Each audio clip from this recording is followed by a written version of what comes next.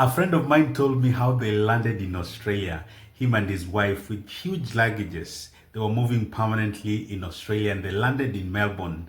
So they took a train from the airport to the city, and from the city they took another train. They didn't even know the suburb they were going to, but their objective was just to get out of the city to get a cheap accommodation. It was getting late and dark in the evening, so they decided to gamble and stop at some train station.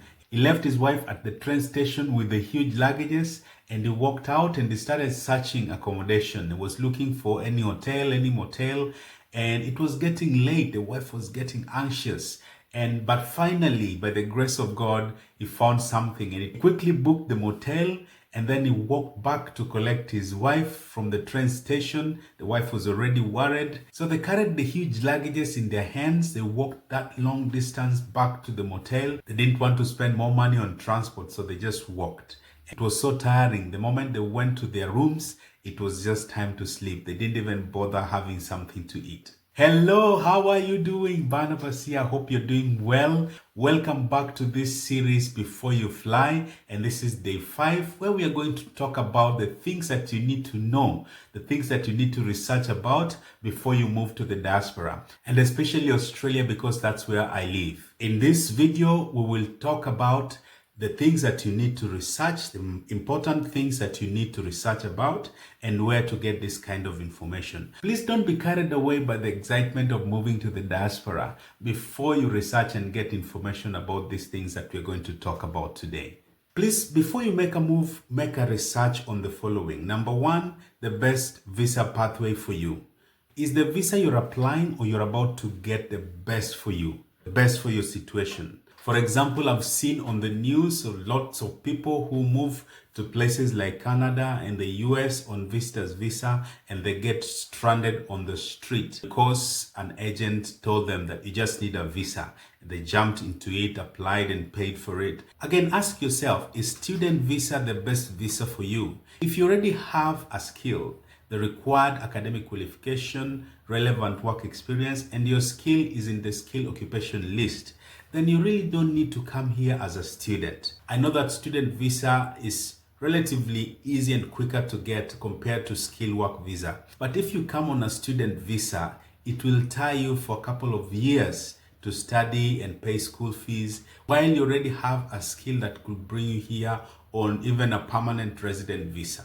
If you want to apply for a regional visa, for example, are you ready to go and stay in the regional areas for 2 years or 3 years or things like that? Are you ready to abide by the rules of that visa? Before you apply for that visa, you need to research more on whether that's the best visa pathway for your situation.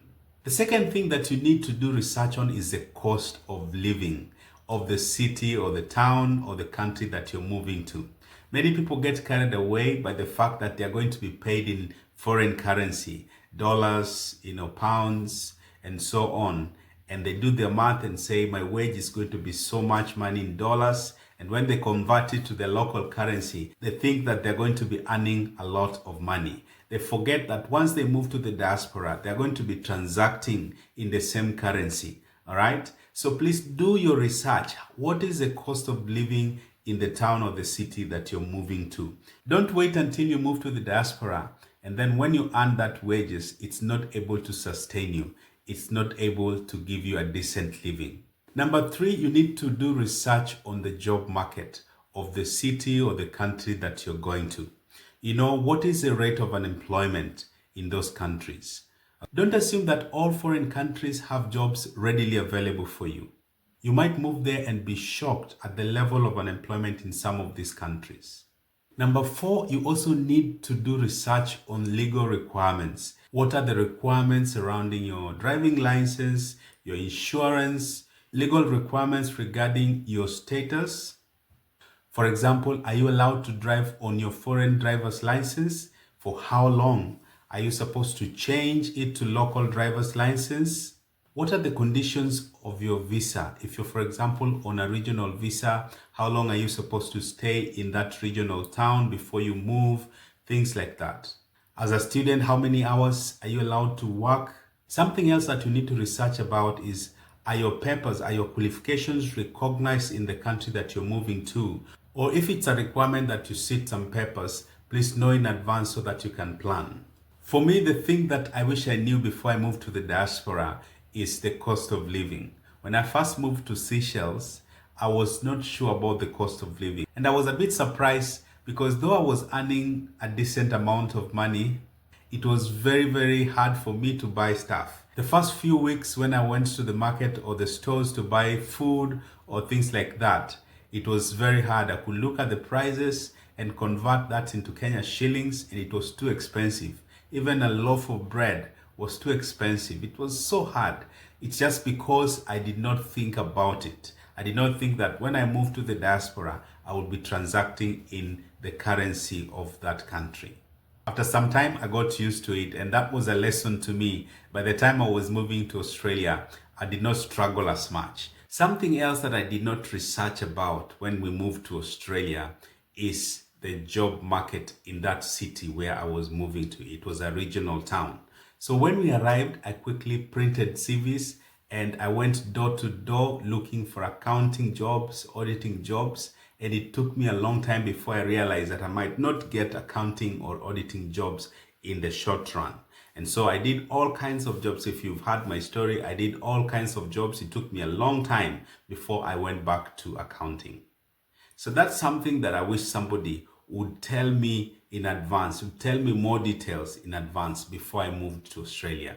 So you might ask yourself, where do I get this kind of information? I would like to do thorough research before I move to the diaspora, but where do I get this kind of information? Number one, you can Google. Secondly, you can ask trusted friends. You can look for friends online or even friends that you know on a personal level and start asking them serious questions. You better ask these questions. Don't be shy. You rather ask these questions than assuming that you know and you might not know the details. All right. You can also join Facebook groups. There's some groups that are very good.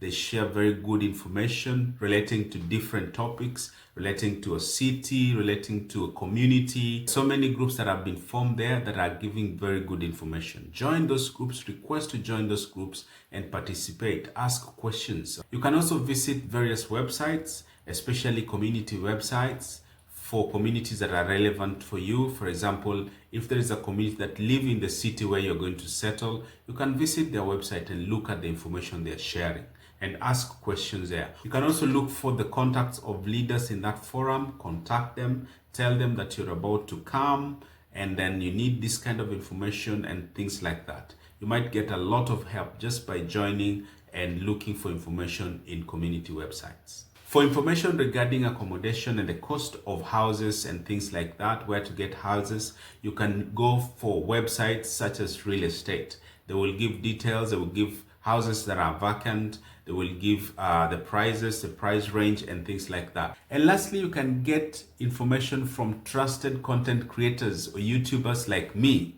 Okay, so go to my YouTube channel, subscribe, turn the bell on, follow me on TikTok, Facebook, Instagram, and ask questions. In conclusion, please don't be carried away by the excitement of moving to the diaspora before you look for the needed information. All right?